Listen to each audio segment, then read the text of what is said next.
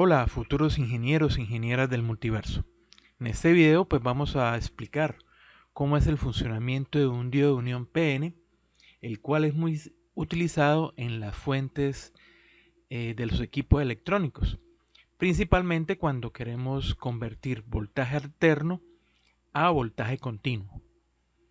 Entonces esta sería la apariencia física de esos diodos de unión PN. Y acá veríamos un corte transversal de uno de esos diodos. Tenemos los dos terminales, ánodo y cátodo, que son los que se insertan en el protoboard o en la tarjeta de circuito impreso. Y entre esos dos terminales, dos regiones, una región P y una región N. Alrededor de esa unión vemos también otra sustancia blanca, que es un plástico que va a proteger la unión al momento de encapsularla, de colocarle este plástico de color negro que pues lo va a aislar del exterior. Para entender el funcionamiento del diodo, pues tenemos que entender qué es eso de la región P y qué es eso de la región N. Acá en esta diapositiva pues tenemos una representación muy básica de lo que es un átomo.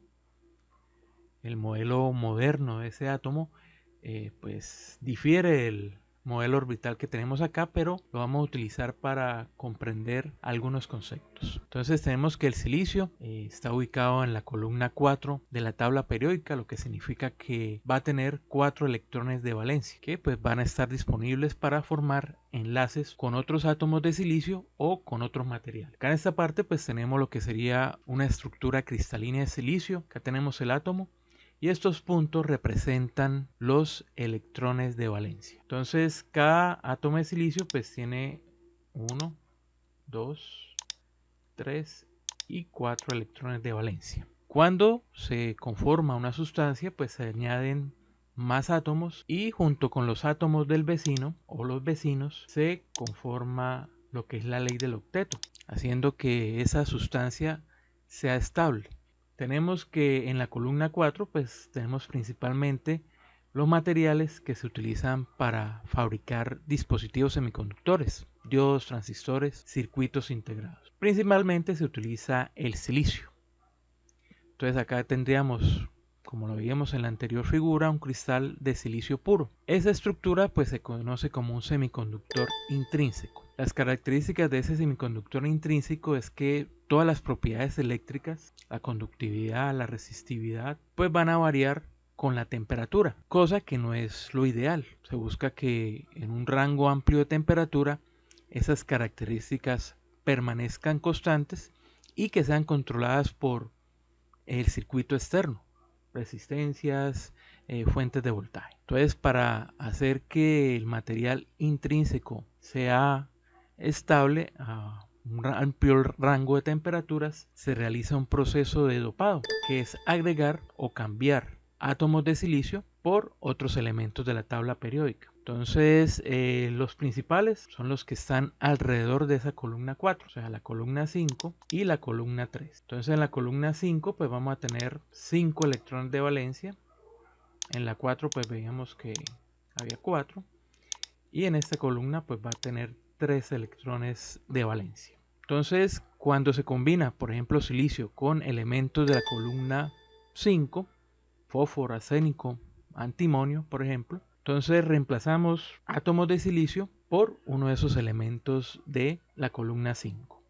En este caso se reemplazó con antimonio. Al tener 5 electrones de valencia, 4 de esos electrones conforman la ley del octeto con los 4 electrones del silicio y queda un electrón libre que puede circular libremente por la estructura cristalina. Entonces, cada vez que cambiamos un átomo de silicio por uno de la columna 5, estamos agregando electrones a esa estructura cristalina. Y esto es lo que se conoce como un material tipo N.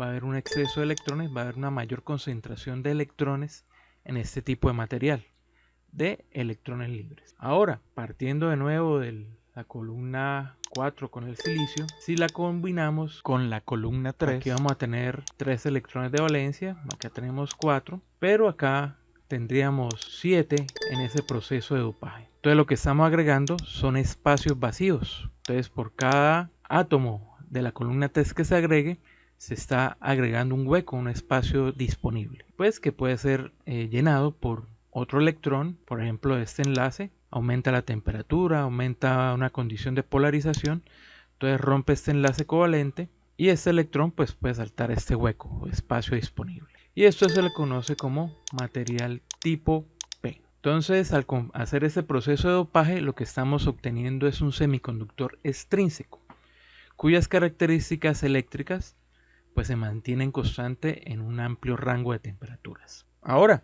el proceso de fabricación de un diodo de unión consiste en unir esos dos semiconductores extrínsecos, el de la región P y el de la región N. Normalmente, pues los semiconductores están formados por el mismo material, o sea, tenemos un sustrato de silicio en el cual mediante procesos de difusión de impurezas de uno y otro signo en dos regiones adyacentes de ese sustrato, pues se forma el diodo. Acá tendríamos la región N y acá tendríamos la región P. Y eso es lo que conforma un diodo de unión. Para comprender cómo es el funcionamiento, pues ya sabemos que hay una región P donde hay una mayor concentración de huecos y una región N donde hay una mayor concentración de electrones. Entonces tenemos dos materiales extrínsecos, uno tipo P, uno tipo N. Al hacer ese proceso de difusión que veíamos en la diapositiva anterior,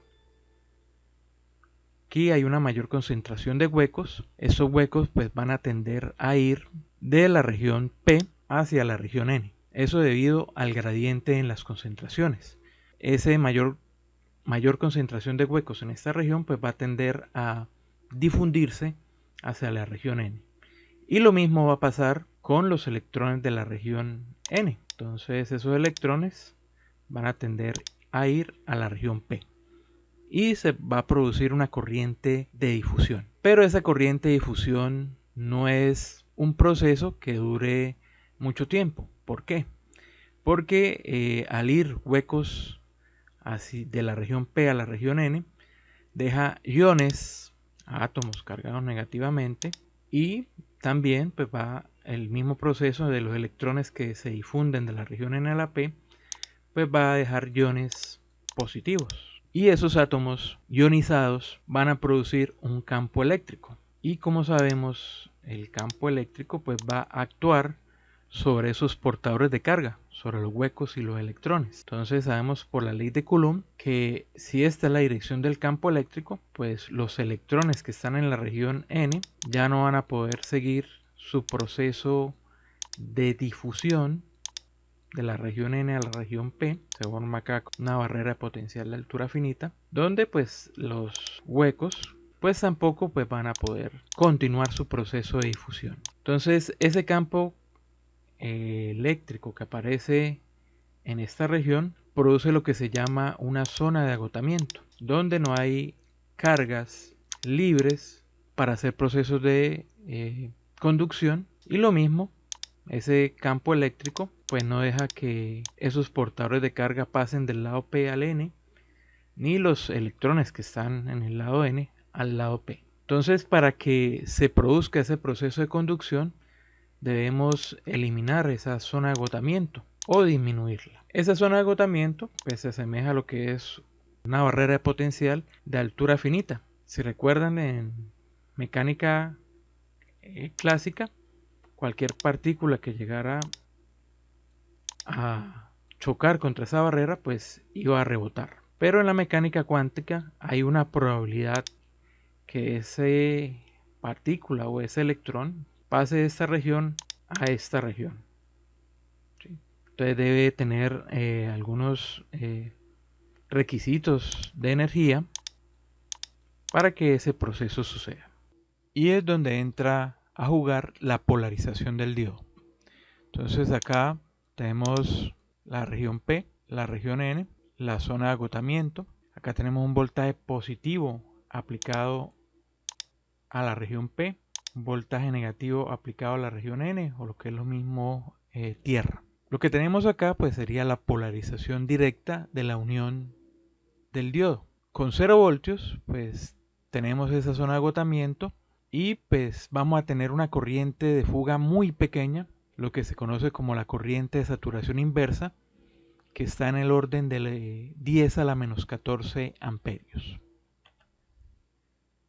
Con 0 voltios pues tenemos el campo eléctrico interno, que es el producido por la zona de agotamiento, y para empezar a reducir esa zona de agotamiento aumentamos el voltaje de esta fuente, y a medida que vamos aumentando el voltaje pues va apareciendo un campo eléctrico externo que tiene dirección contraria al campo eléctrico producido por la zona de agotamiento. Entonces, a medida que se aumenta este voltaje, aumenta el campo eléctrico externo, que va contrarrestando el campo eléctrico interno. Y eso hace que la zona de agotamiento se empiece a hacer más pequeña, empiece a disminuir, a desaparecer.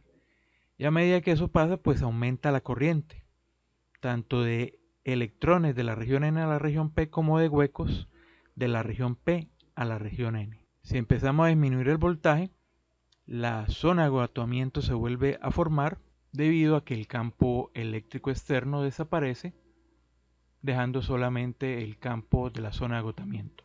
Ahora, si polarizamos inversamente ese diodo, o sea, colocamos un menos a la región P y un más a la región N, lo que va a hacer es que a ese campo eléctrico interno que tenemos por la zona de agotamiento se le empieza a sumar un campo eléctrico externo que va a estar en la misma dirección del campo interno.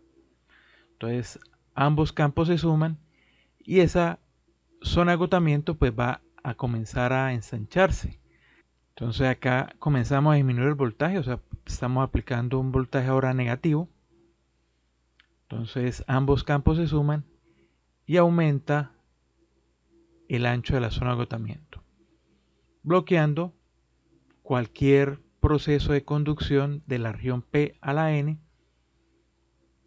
y haciendo que el diodo actúe como un circuito abierto. Bueno, con esto terminamos la explicación del funcionamiento del diodo.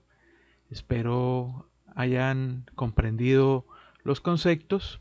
No olviden darle me gusta al video y compartirlo para que más estudiantes puedan aprender. Hasta la próxima.